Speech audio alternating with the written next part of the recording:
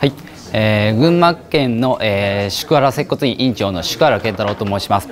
以前、ベーシックのセミナー受けてからですね、腰痛の患者さんに対して、施術をさせていただいて、しっかりと効果は出てるんですけれども、